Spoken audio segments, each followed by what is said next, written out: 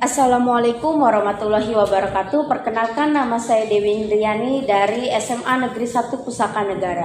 Di video kali ini saya akan menjelaskan atau menceritakan tentang pahlawan Indonesia yang berasal dari Jawa Barat, yaitu Raden Dewi Sartika.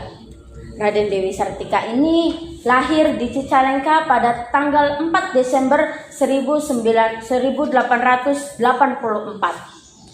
Raden Dewi Sartika berasal dari keluarga bangsawan. Ayahnya bernama Raden Sumanenggara dan ibunya bernama Raden Ayu Raja Permas. Ayahnya, Raden Sumanenggara, ini merupakan salah satu pejuang kemerdekaan Indonesia.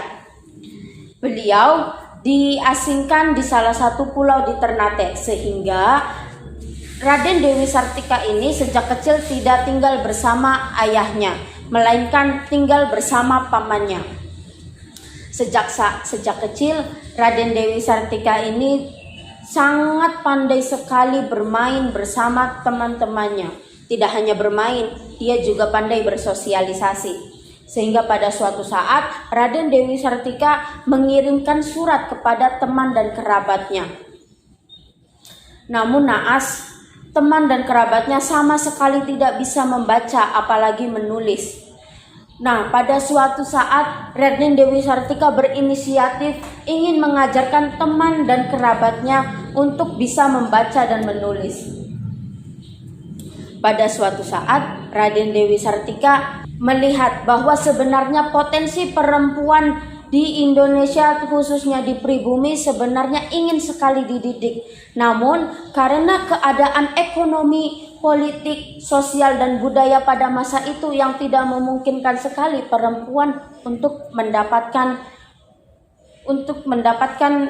pendidikan yang layak dan bagus. Kemudian Raden Dewi Sartika berkata, maka sangat penting memberikan pelatihan kepada bidan, perempuan yang bekerja di kantor, juru ketik, pembantu rumah tangga, pekerja perkebunan, dan lain-lain. Kita tidak boleh lupa bahwa di luar sana masih banyak perempuan yang harus mengisi bakul nasi mereka dengan bekerja di pabrik atau di perkebunan. Padahal mereka belum diberikan pelatihan yang memadahi.